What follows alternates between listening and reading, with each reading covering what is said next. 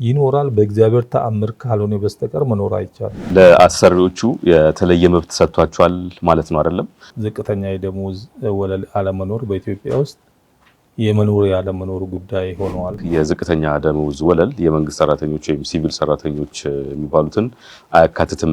ፕሮሲጀር ተከትለን ገና የምናደርጋቸው ነገሮች አይደሉም። ረሃብ ነው።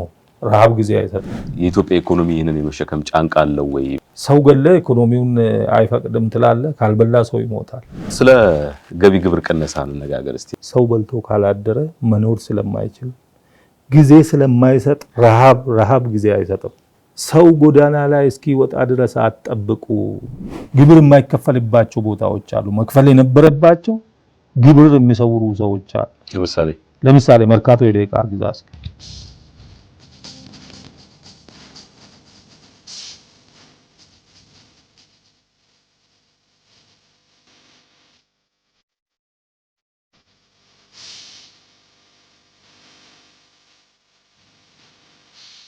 ጤና አሻም ተከታታዮች እንደምሰንብታችኋል። ወቅታዊ ዝግጅታችን ተጀምሯል። የዛሬው ባለ ጉዳያችን የኢትዮጵያ ሰራተኛ ማህበራት ኮንፌዴሬሽን ኢሰማኮ ፕሬዝዳንት ካሳሁን ፎሎ ናቸው። ርዕሰ ጉዳያችን ደግሞ ዝቅተኛ የደሞዝ ወለል፣ የገቢ ግብር ቅነሳና ከሁለት ሳምንት ገደማ በፊት መንግስት አድርጓለሁ ያለውን የደሞዝ ጭማሪ ይመለከታል። ተዛማጅ ርዕሰ ጉዳዮች ናቸው።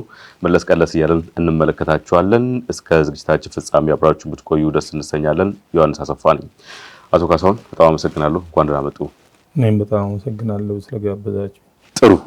ኢሰማኮ እርስዎ የሚመራው ኮንፌዴሬሽን የዝቅተኛ ደሞዝ ወለልን በተመለከተ በርካታ ውትወታዎችን ሲያደርግ ነበረ፣ ብዙ ጥረቶችን ሲያደርግ ነበረ። ያው እስካሁን ህልው አልሆነም። በእርግጥ ለመንደርደሪያ ያህል እንዲሆነን ይህ ዝቅተኛ የደሞዝ ወለል አለመበጀቱ ኢትዮጵያ ውስጥ ምን ጉዳት አስከተለ? ከዚህ ጀምር እስቲ።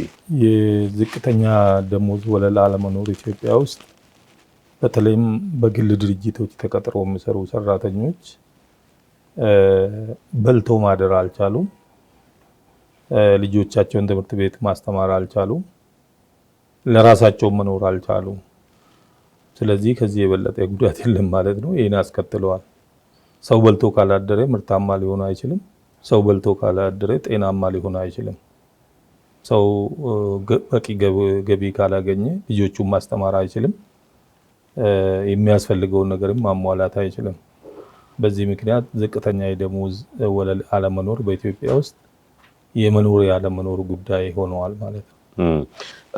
አሁን ለአሰሪዎቹ የተለየ መብት ሰጥቷቸዋል ማለት ነው አይደለም? ወለሉ ቢኖር ኑሮ እንደዚህ በልቶ ለማደር አለመቸገር፣ ኑሮን በአግባቡ ለመምራት ቢያንስ ያስችላል ማለት ነው። አሁን ግን በአሰሪዎች ላይ የተመሰረተ ነው። እነሱ እንደፈለጉት ነው የሚቀጥሩት ማለት ነው። አሁን የሚወሰነው በአሰሪው በጎ ፈቃድ ነው። እንደየድርጅቱ ይለያያል ማለት ነው። ደግሞ ለምሳሌ አንዱ በ800 ይቀጥራል፣ አንዱ በ1000 ይቀጥራል፣ አንዱ በ1200 ይቀጥራል፣ አንዱ በ2000 ይቀጥራል። እንደዛ እያለ ነው የሚሄደው እንደ ድርጅቶቹ ሁኔታ ማለት ነው። ስለዚህ ለምሳሌ የሀገር ውስጥ እንኳን ሳይሆን የውጭ ካምፓኒዎችን ብናይ በኢንዱስትሪ ፓርክ ላይ መነሻ ሲገቡ በ800 ነው የሚገቡ። አሁን ከ800 እስከ 1200 ነው ደሞዛቸው ማለት ነው። 2000 የሚከፈለው ሰው ከዩኒቨርሲቲ ተመርቆ የወጣ ሰው ነው 2000 የሚከፈለው። ሌላው ግን ከ800 እስከ 1200 ነው። እንግዲህ ከ800 እስከ 1200 ሰው በወር አግኝተው ማለት ነው። ይኖራል በእግዚአብሔር ተአምር ካልሆነ በስተቀር መኖር አይቻልም።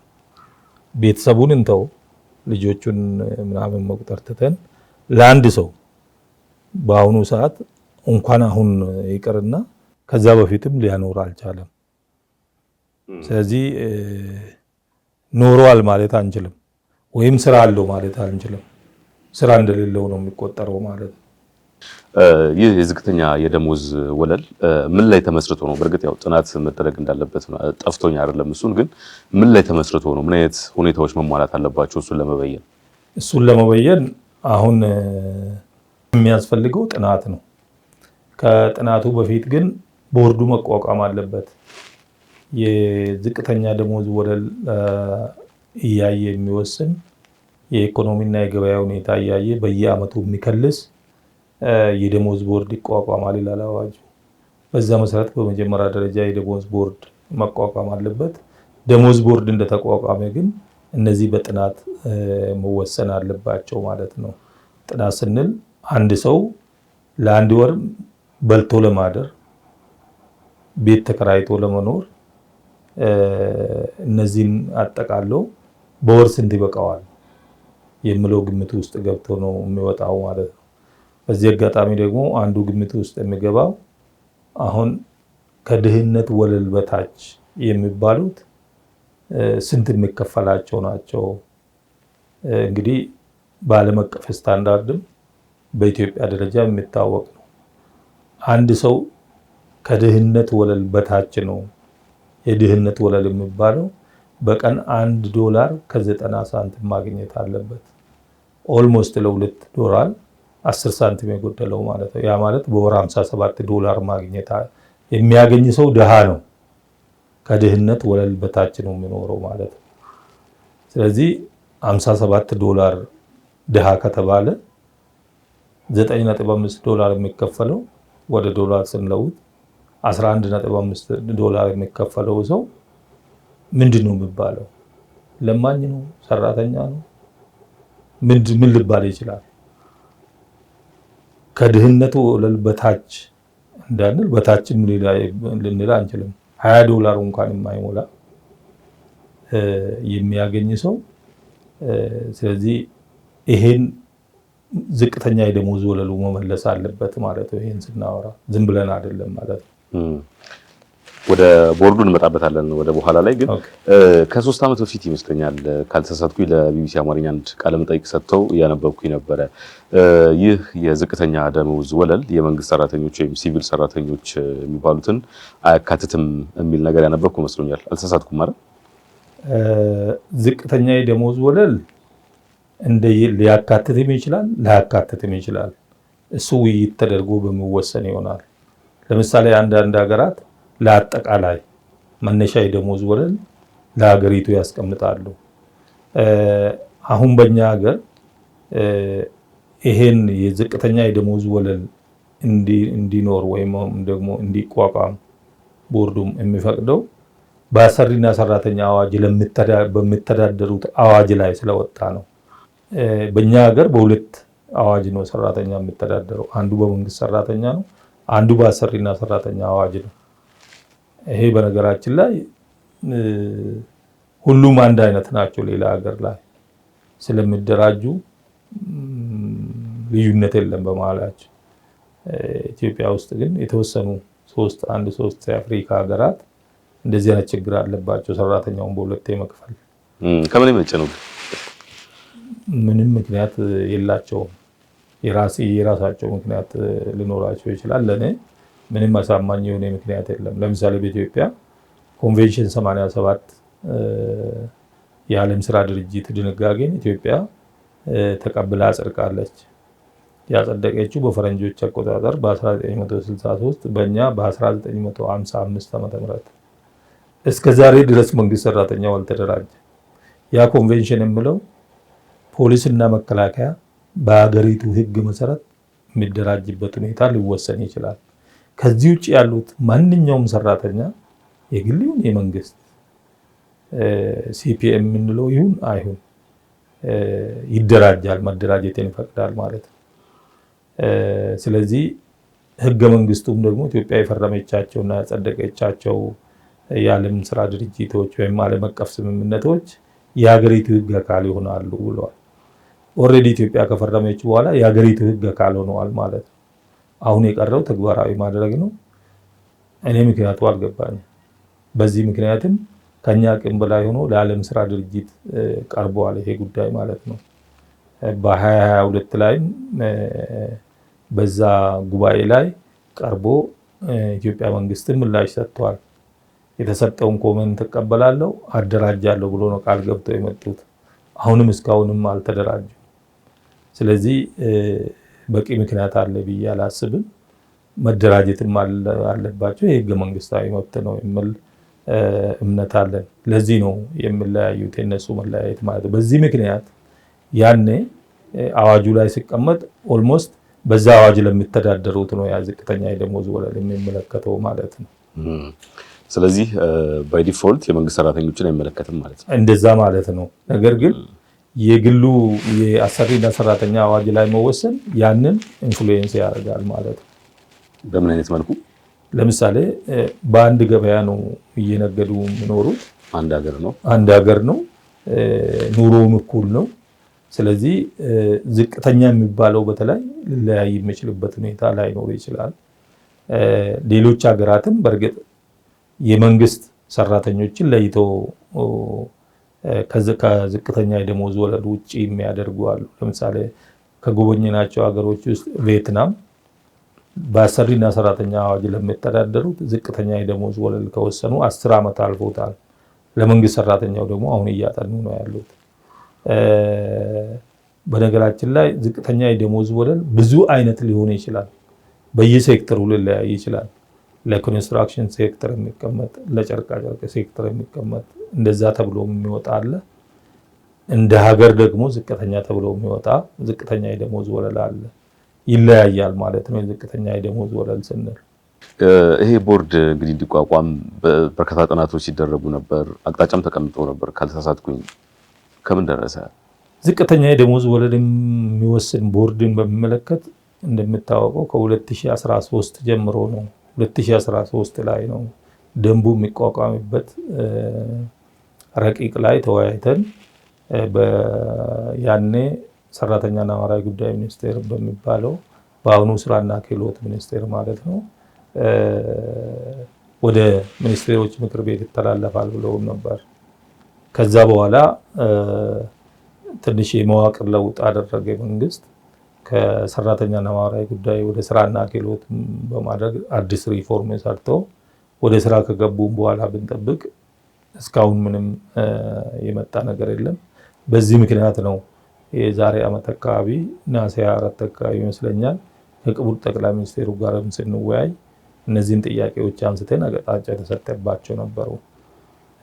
አቅጣጫ የተሰጣቸው አካላት ምንም ሊያደርጉ አልቻሉም ማለት ነው። ስለዚህ አሁንም ድጋሜ ጥያቄውን እያነሳን ነው ያለ ነው። ስራና ክህሎት ሚኒስቴር አሁን በ2017 እቅድ ላይ ከኛ ጋር ስንወያይ አንዱ እቅድ ውስጥ የገባው የዚህ ቦርድ እንዲቋቋም በዚህ በ2017 እቅድ ውስጥ ገብተዋል። ነገር ግን አሁን በዛ ፕሮሲጀር መሄድ እንችላለን ወይ ነው።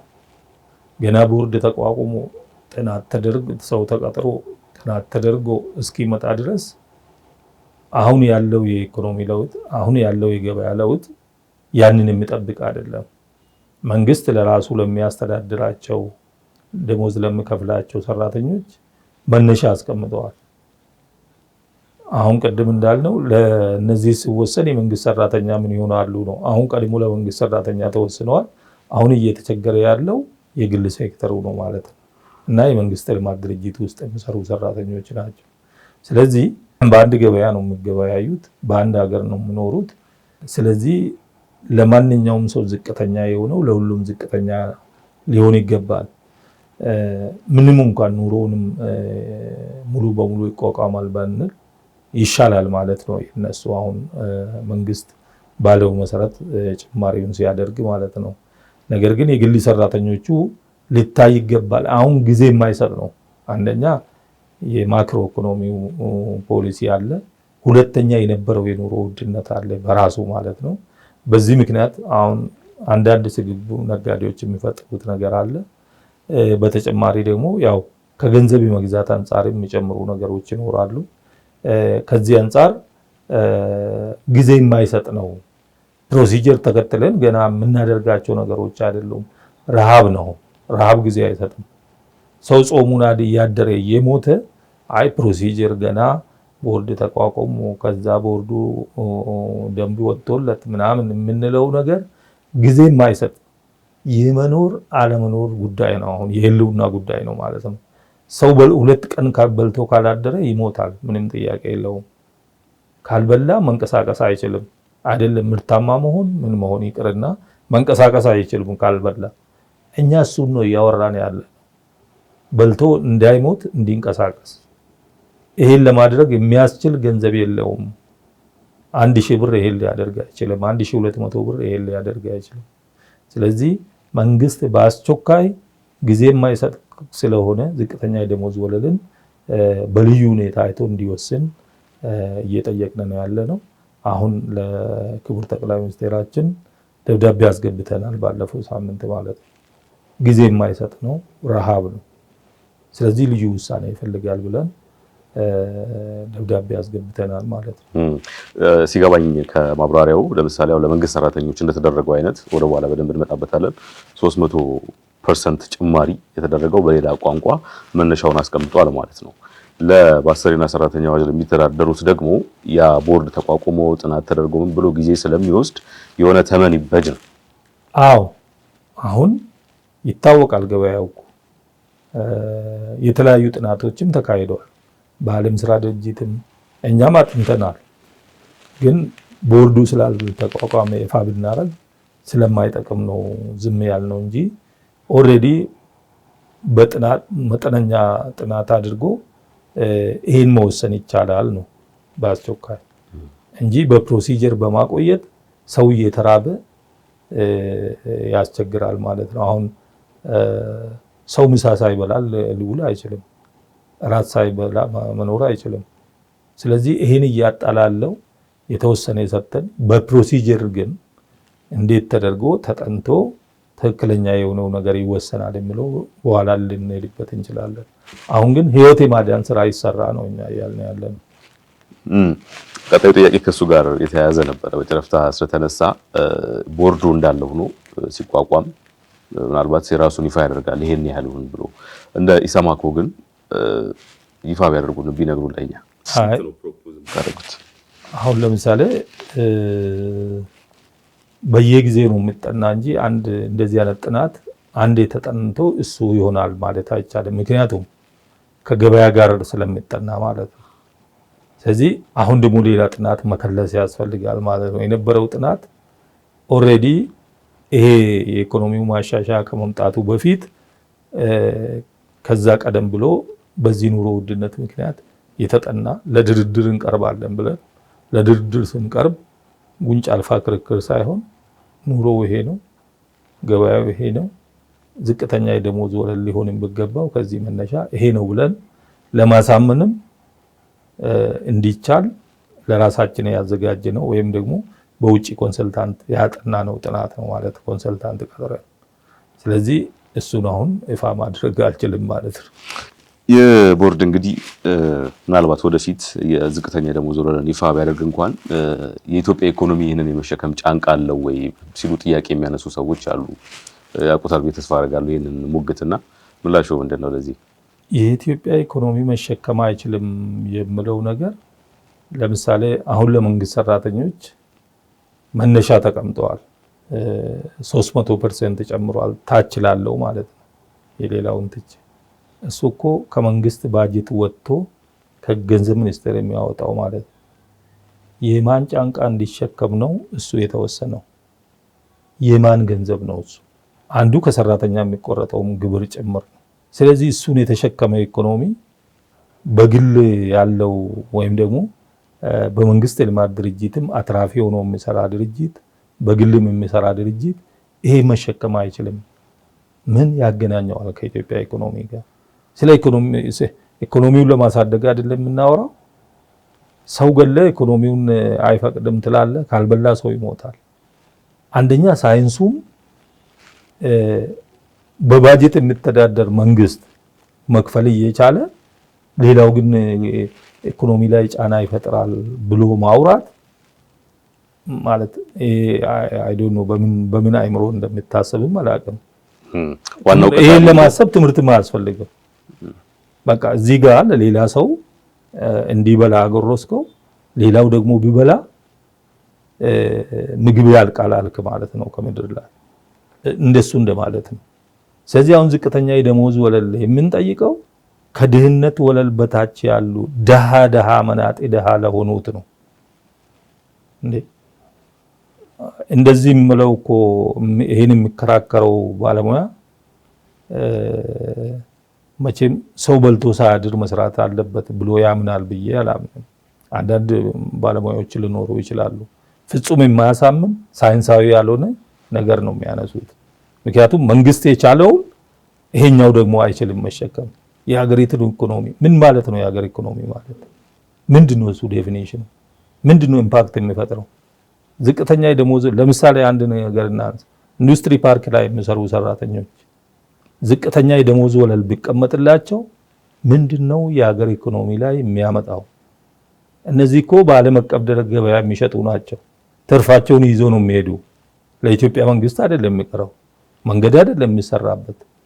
ትርፋቸውን ይዞ ለመሄድ ነው የሚመጡትም ለሱ ስለሆነ።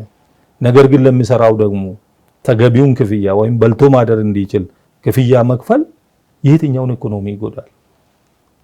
ምናልባት በአሰሪዎቹ የተገዙ በአሰሪዎች አፍ የሚያወሩ ባለሙያዎች ሊሆኑ ይችላሉ። እነዚህ እንደዚህ የሚሉ ባለሙያዎች እነሱን ከመደገፍ አንጻር እንጂ ሀገር ከመደገፍ አንጻር አይደለም። ሀገር ማለት ሰው ማለት ነው። ዋናው ቀጣሪ መንግስት በሆነበት ሀገር እንደውም ይሄን ጥያቄ ማንሳትም ለነሱ ተጨምሮ አብዛኛው ተቀጣሪ መንግስት ሰራተኛ ለነሱ ተጨምሮ ኢኮኖሚው ላይ ያን ያህል ለውጥ ካላመጣ ከቻለው ኢኮኖሚው አነስተኛ ቁጥር ላለው ደግሞ ለግል ሰራተኞች ይቻላል ነው። አዎ መንግስትም ሲያይ እኮ እነዚህ ባለሙያዎች የሚሉትን ሳያይ ቀርቶ አይደለም። ግን መኖር አይችልም። መኖር የማይችል ሰው ይዘህ ስራ መስራት ስለማይችል ነው እንጂ መንግስት ከፍተኛ እንደሆነ ጠፍቶት አይደለም። ይሄ ግን ለሰው ልጅ ማሰብ ስላለበት ነው። ስለዚህ የሰው ልጅ ስንል ደግሞ ሁሉንም በኩል ማየት ነው እኛ። ስለ ገቢ ግብር ቅነሳ እንነጋገር እስቲ። እናንተም ታነሱታላችሁ በደንብ ይሄን ጉዳይ። ግን እንደ ዝቅተኛ የደሞዝ ወለሉ አየሩ ላይ ሲንሸራሸራ ላይ ይሄ ጉዳይ በደንብ ሲነሳ ላይ ከፍተኛ ገንዘብ ነው የሚቆረጠው ከደሞዝተኛ። ይሁት በታቸው ምን ላይ ይገኛል? ሁለቱንም ዝቅተኛ የደሞዝን ወለል በመመለከት የስራ ግብርን በመመለከት ያኔ ከክቡር ጠቅላይ ሚኒስትሩ ጋር ባደረግነው ውይይት አቅጣጫ ተሰጥቶ ነበር። በዛ መሰረት እሱም እስካሁን ምላሽ አላገኘም። ስለዚህ ድጋሚ ባቀረብነው ጥያቄ ውስጥ አንዱ እሱ ነው ማለት ነው። ሁለቱ ናቸው ያቀረብናቸው። ይህም ከዝቅተኛው ደሞዝ ወለል የተናነሰ ጥያቄ አይደለም፣ መሰረታዊ ጥያቄ ነው። ዝቅተኛ የደሞዝ ወለል ቢወሰንም አሁንም በራሱ ማለት ነው ግብሩ ካልተቀነሰ ልዩነት ሊፈጥር አይችልም። ለምሳሌ እስከ 600 ያለው ነው አሁን ከግብር ነፃ ያለው 600 ብር። አሁን እኔ ባለሙያዎቹ ሲተነትኑ ለምንድን ነው 600 ብር የተባለው? ለምን ሁሉም አይቆረጥም ነበር? ያኔ ሲወሰን ምን ታስቦ ነው የሚለውን ግምት ውስጥ አስገቡ። ለምሳሌ ከዛ በፊት 400 ነበር። ከ400 ነው ወደ 600 የመጣው። ለምን? ይሄን ማንሳት ነበረባቸው።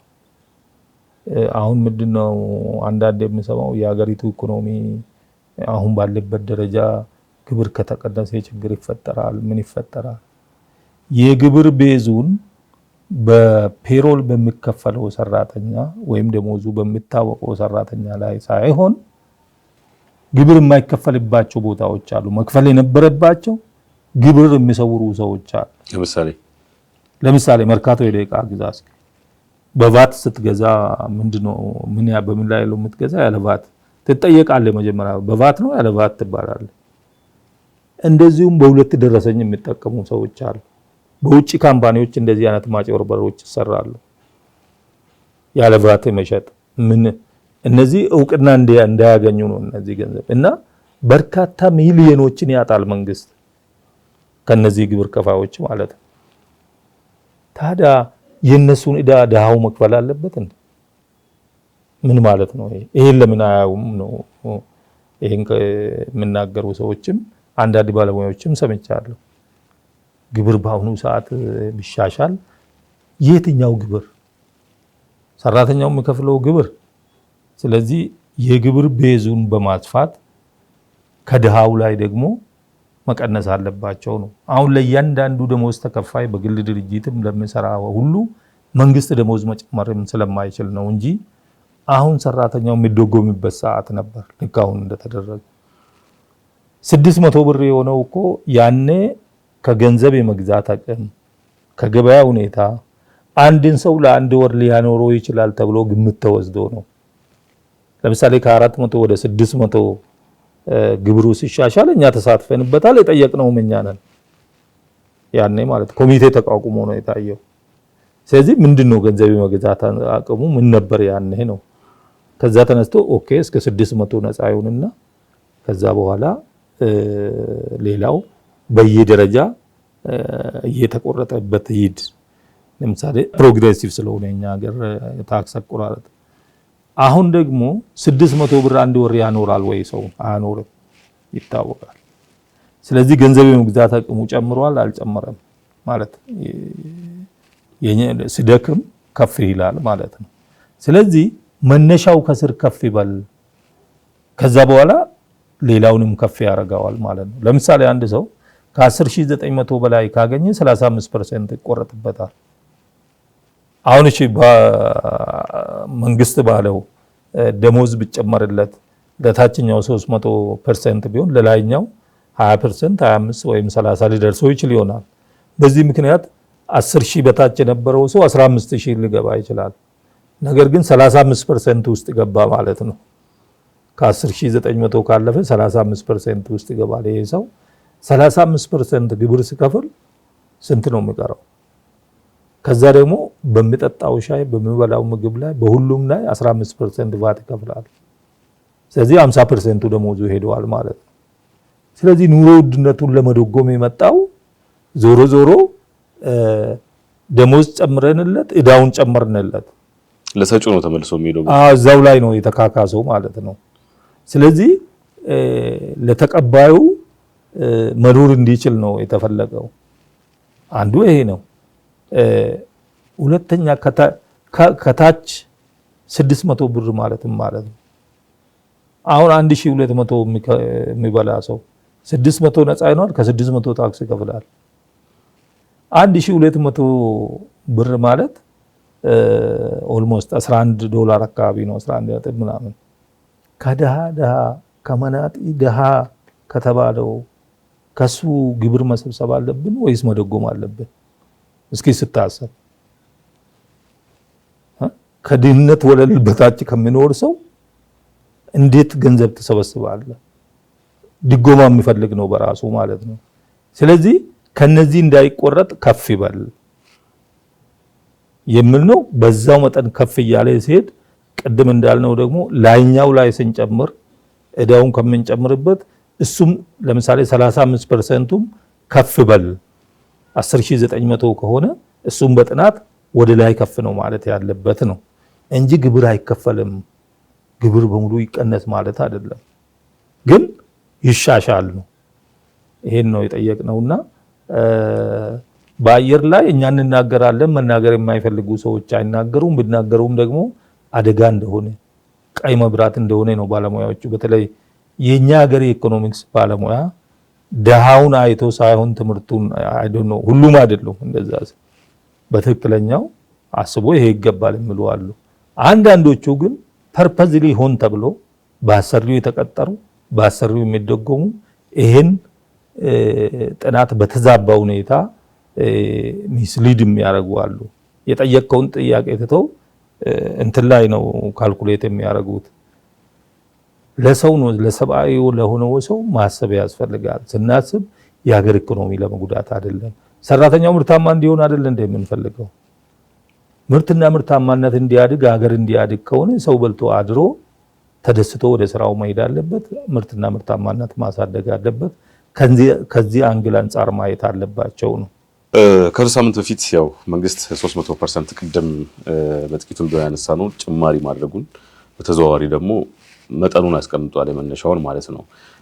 ከባለፈው ሳምንት አንድ ዜና ሰርተን ነበር እርስዎን አነጋግረን እና መሰረታዊ ለውጥ አያመጣም ብለው ነበረ። ምናልባት ያን ዜና ያልተከታተሉት ሰዎች ምክንያቱ ምን ነበረ? ይሄ ደሞዝ ጭማሪ አንዳች አይነት ነገር አያመጣም፣ መሰረታዊ ለውጥ አያመጣም በማለቱ መሰረታዊ ለውጥ አያመጣም ያልኩ አይመስለኝም። ማለት በስራ ግብሩ ካልተቀነሰ የገቢ ግብሩ ካልተቀነሰ ከዛ ደግሞ የዝቅተኛ ደሞዝ ወለል ካልተበጀ ዋና መሰረት የሚባሉት ጉዳዮች እነዚህ ናቸው ነበረ። አዎ ደሞዝ ጭማሪው ጥሩ ነው፣ በተወሰነ ደረጃ ለውጥም ያመጣል። ነገር ግን በልቶ እንዲያድር አይደለም ለመፈለግ ነው። ቅድም እንዳልነው በዚህ ሰተን በዚህ እንዳንቀበለው ነው። ምናልባት እሱን ይሆናል ብዬ አስባለሁ። ከዛ አንፃር ለምሳሌ ከ10900 በላይ በታች የሚያገኘውን ሰው ወሰርንና 15000 አድርገን ነው ወይም 20000 አድርገን 35% ቆረጥንበት። ስለዚህ እንትን አይኖረውም ማለት ነው። የተሻለ ነገር እንዲመጣ እንደታሰበው ያ ግቡን እንዲመታ ይሄን አብሮ ማሻሻል ነው። ይሄ የተሻለ ያደርገዋል ነው። በሌላ በኩል የስራ ግብሩ ነው ደሞዝ ለተጨመረላቸው ብቻ አይደለም። ደሞዝ ካልተጨመረላቸው ሰዎችም ይቆረጣል። ዝቅተኛ የደሞዝ ወለል ተወስኖ የስራ ግብርም ሊሻሻል ይገባል። አብሮ አንድ ላይ ካልሄዱ ቅድም እንዳልነው ነው እኮ አሁን ዝቅተኛ የደሞዝ ወለል ለግል ሴክተሩም ቢጨመር የስራ ግብሩ ካልተቀነሰ ከዛቸው ላይ ነው አሁንም የሚቆርጠው ማለት ነው ግብር የሚከፍለው። ምንድነው መነሻው? አንድ ሰው የተወሰነ ደረጃ ነፃ የሚሆነው እስከ ስንት ቢሆን ነው የሚለው ነገር መጠናት አለበት። ይሄ ስናደርግ ዜጋውን እየደጎምን ነው ማለት ነው በተዘዋዋሪ። ከዚህ አንፃር ነው ደሞዝ መጨመሩ ጥሩ ነው፣ ግን ደግሞ የስራ ግብሩ መሻሻል አለበት። መሰረታዊ ለውጥ ለማምጣት የስራ ግብሩ አብሮ መሻሻል አለበት። የዝቅተኛ የደሞዝ ወለል መወሰን አለበት፣ የስራ ግብሩ መሻሻል አለበት ያልነው ከዛ አንፃር ነው። መንግስት የጨመረው ጭማሪ እሱ ጥሩ ነው፣ የሚበረታታም ነው፣ የሚደገፍም ነው። ቀድም እንዳነሳ ነው አሁን ባለው ኢኮኖሚ መንግስት ብዙ ልማቶችን እየሰራ ቢሆንም ሰውንም አብሮ ማየቱ ጥሩ ነገር ነው። ስለዚህ እሱን የማጠናከር ስራ ነው መሰራት ያለበት ነው።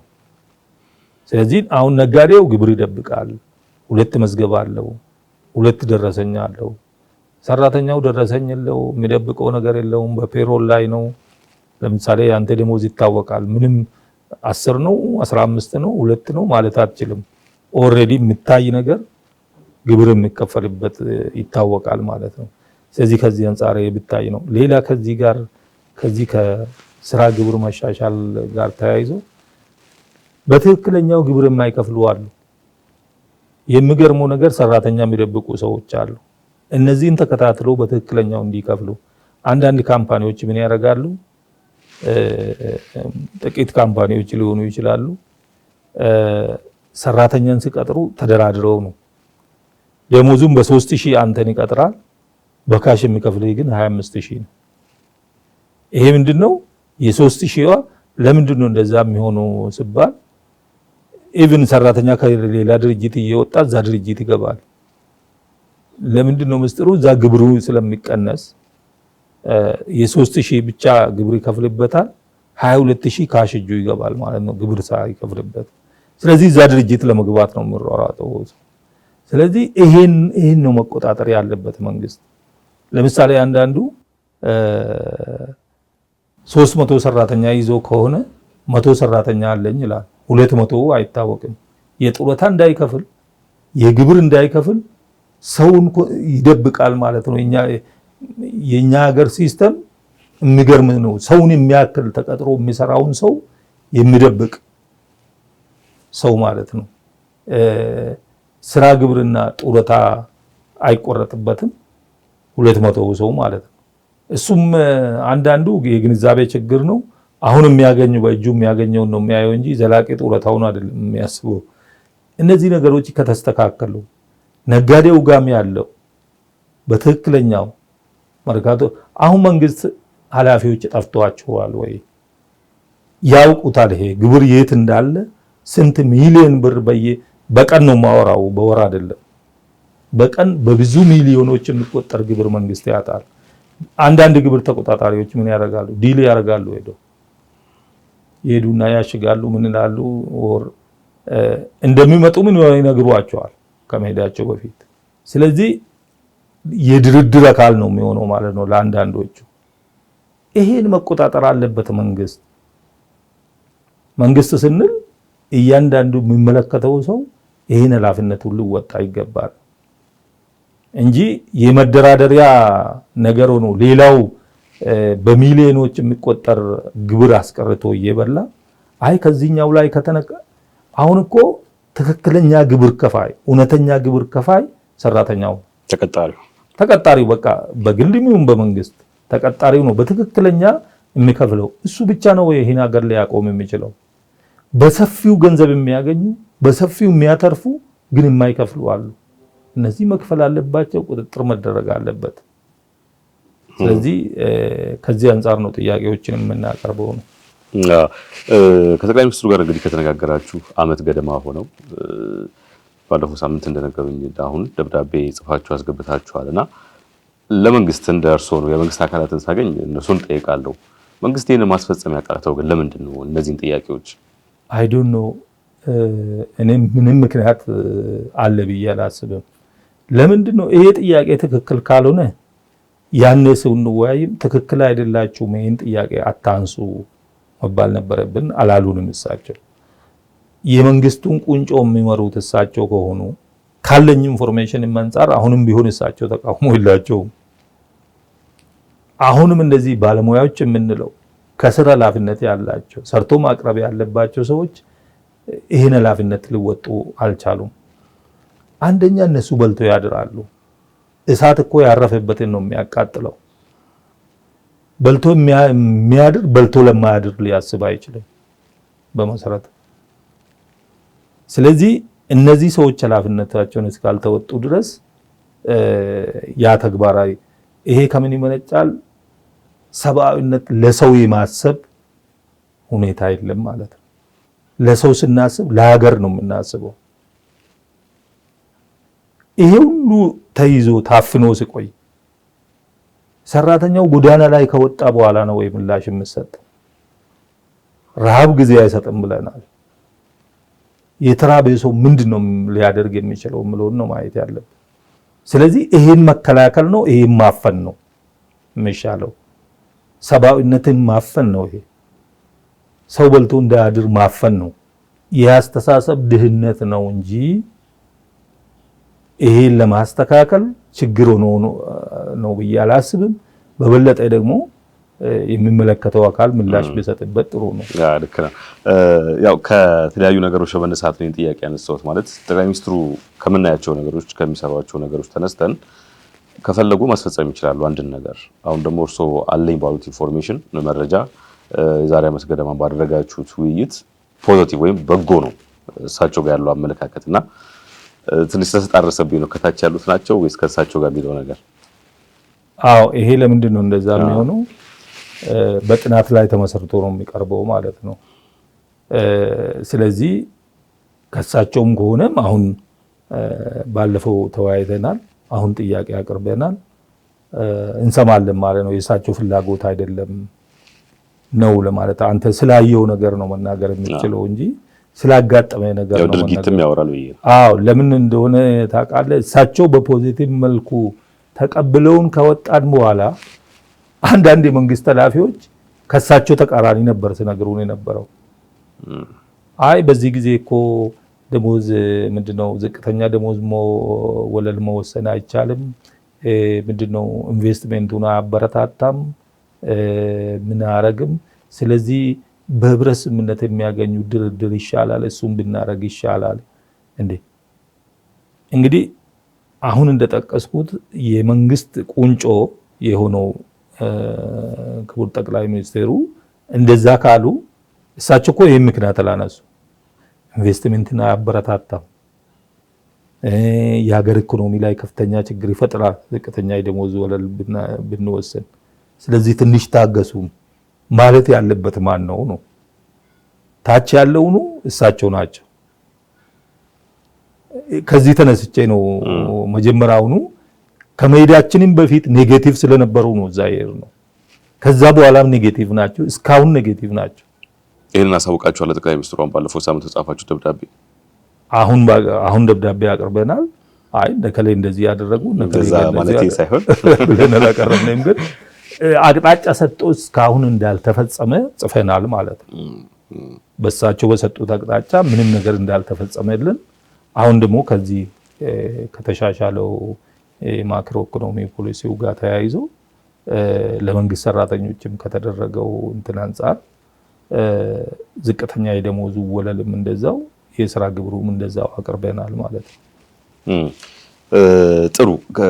ስለ ተቀጣሪ ሰራተኞች ስለ ገቢ ግብር ቅነሳ እንዲህ አነሳል እንጂ በደንብ ኢሰማኮም እንደሚያውቀው ላብነት ያህል የሰሜን ኢትዮጵያ ጦርነት ተከትሎ የወደሙ ፋብሪካዎች የተበተኑ ሰራተኞች ነበሩና ያን ጊዜ ያቀረባችሁ ጥሪ ነበረ እገዛ እንዲደረግላቸው ማለት ነው። ምናልባት አሁን ላይ ወደ ሁለተኛ ዓመቱ ሄድን ነው ጦርነት ከቆመ ቢያንስ የመሳሪያ ድምጽ የለም እዛ አካባቢና ክትትል አድርጋችሁ ከሆነ ምን ላይ ደረሰ ያ ነገር?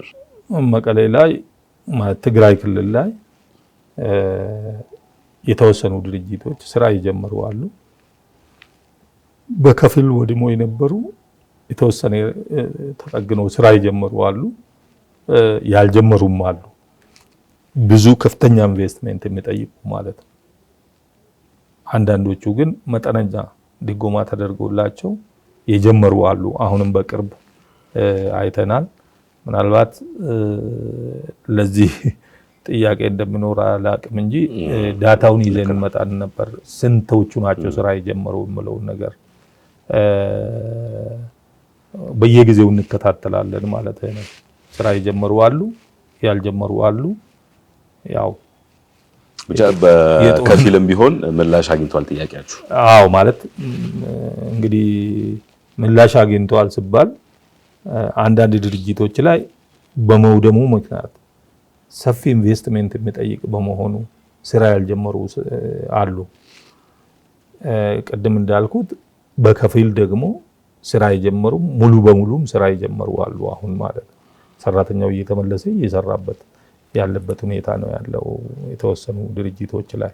የተወሰኑ ድርጅቶች ደግሞ ቅድም እንዳልኩት ከነበረው ሁኔታ ትልቅ ውድመት ስለሆነ ቶታሊ የመውደም ሁኔታ ስለሆነ እነሱ ስራ አልጀመሩም። ለምሳሌ አንዳንዶቹ የእርሻ ቦታዎች እስካሁን ስራ አልጀመሩም። የነሱ የውድመት ብቻ ሳይሆን አሁንም ያ አካባቢ ትንሽ የሚያከራክር ነገር ስላለው አልጀመሩም። ለምሳሌ ሁመራ አካባቢ የነበሩት በዛም ይሁን በዚህ እስካሁን ስራ አልጀመሩም ማለት ነው። የቁጥርም ባይሆን ግድ የለም። በእርግጥ ቀደም ብለን ስላልተነጋገርንበት እንደው ከተገናኘን አይቀር ብዬ ነው ጥያቄ ያነሳሁትና አማራ ክልልም ተመሳሳይ ነገር ተመሳሳይም ባይሆን አለ በትጥቅ የታገዘ ግጭትና ሰራተኛውን ጉዳይ በተመለከተ እዛስ አካባቢ እንዴት እየሆነ ነው ህይወት? ማለት ድርጅቶች በተመሳሳይ መልኩ እየወደሙ ይሆን? ሰራተኞች እየተበተኑ ነው? ምናልባት መረጃው ካለ። አይ አማራ ክልል አሁን ባለው ግጭት ምክንያት የወደመ ድርጅት እስካሁን ሪፖርት አልደረሰንም በእኛ በኩል ማለት ነው። በሁለቱም ወገን ማለት ነው የወደመ ድርጅት የለም። ግን በጸጥታው ስጋት ምክንያት ተረጋግቶ ስራን ያለ መስራት ሁኔታዎች አሉ። ለምሳሌ ከስራ ወጥተህ ገብተህ በስጋቱ ውስጥ ሆኖ የሚሰራ ሰውና ነፃ ሆኖ የሚሰራ ሰው ይለያያል። ይሄ ካልሆነ በስተቀር እስካሁን ይሄ ድርጅት ወድመዋል የሚል ነገር የደረሰን ነገር የለም ሪፖርት ማለት ነው። ጥሩ በጣም አመሰግናለሁ። ጥያቄዎችን ጨርሻለሁ። ከተገናኘን አይቀር ግን ይሄንን ሳልል መሄድ አልፈልግም የሚሉት መልዕክት ካለ በሱም ቋጨው። እንግዲህ እኔ አሁንም ቅድም ባነሳናቸው ነገሮች ላይ ነው።